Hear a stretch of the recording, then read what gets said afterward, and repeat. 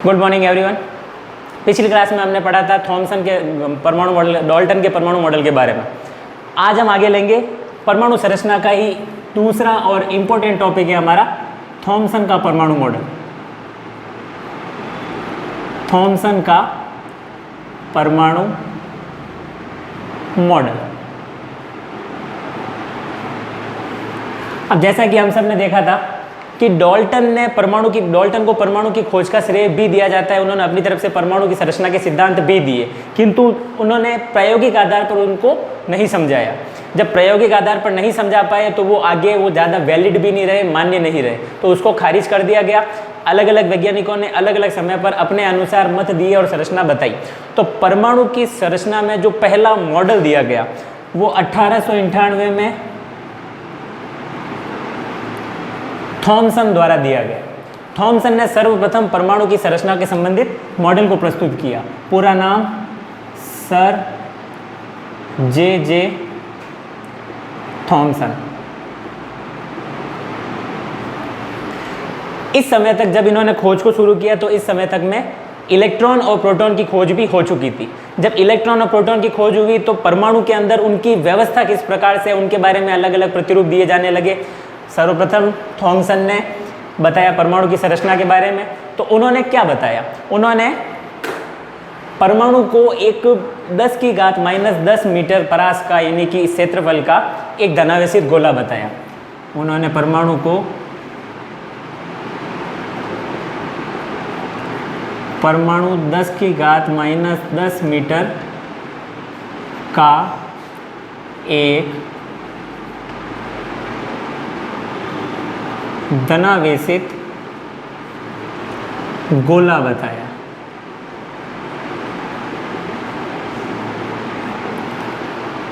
अब धनावेशित गोले का मतलब है धनावेशित यानी कि प्लस। जब हम बाजार से सेल लाते हैं, दीवार घड़ी वाले सेल या फिर टॉर्च वाले, उसमें एक सिरे पर प्लस और एक सिरे पर माइनस लिखा रहता है। प्लस का अर्थ है, प्लस का मतलब है धनावेशित सिरा और माइनस का मतलब है ऋणावेशित सिरा। धन और ऋण अपन जो बोले जाते हैं, तो धनावेशित। तो परमाणु को उन्होंने बताया कि 10⁻10 मीटर का एक गोला है और वो पूरा के पूरा कैसा है?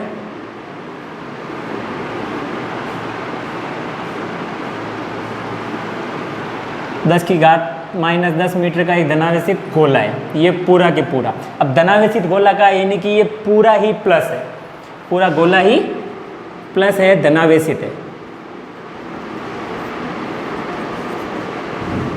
और इस धनावेशित गोले में जगह जगह ऋणावेशित इलेक्ट्रॉन, प्लस या धनावेश को नाम दिया गया था प्रोटॉन और ऋणावेशित गोले को नाम दिया गया था इलेक्ट्रॉन। तो इस पूरे धनावेशित गोले में प्लस में कहीं कहीं पर बीच बीच में इलेक्ट्रॉन यानी कि ऋणावेश उपस्थित था।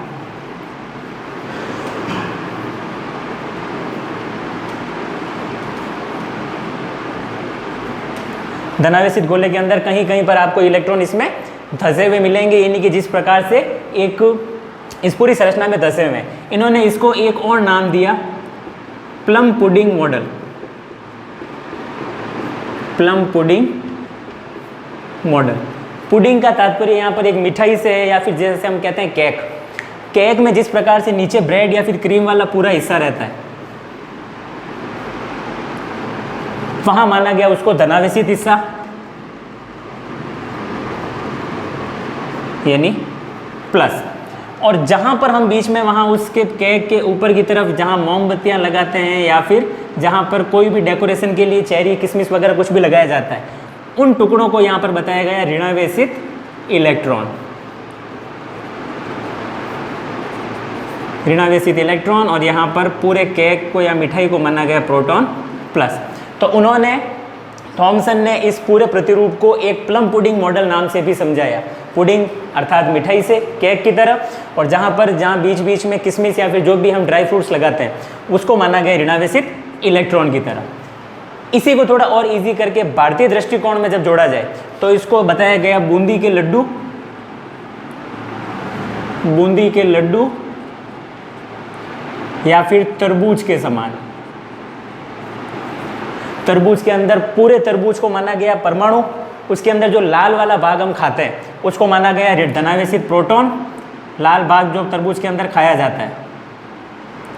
और जहां पर तरबूज के अंदर बीच बीच में बीज होते हैं उसको माना गया ऋणावेशित भाग इलेक्ट्रॉन। तो इस आधार पर उन्होंने परमाणु की संरचना को समझाने का प्रयास किया। इसको लगाया जाए मोस्ट इंपॉर्टेंट, ये हमारे उस रिश्तेदार की तरह है, वो जब भी आएगा हमें खर्ची देके जाएगा, यानी जब भी एग्जाम में सवाल आएगा वो फ्री के नंबर देगा। तो ये हमारे उसी रिश्तेदार की तरह है, तो इसको इंपॉर्टेंट 9th में भी 10th में भी आएगा। कुछ नहीं करना है, बस किसने दिया था, कब दिया था, उनके अनुसार क्या पॉइंट थे और किस नाम से और क्यों उनको पहचाना गया। आगे आने वाले समय में इनके नियम को भी पूरी तरह से वैध नहीं माना गया, मान्य नहीं रखा गया, क्योंकि रदरफोर्ड के नियमों को ये पूरी तरह से नहीं समझा पाए। आगे अपन पढ़ेंगे अगले टॉपिक में। इसमें जो भी आपको डाउट हो पर्सनली मैसेज करके मेरे को भेज सकते हैं। धन्यवाद।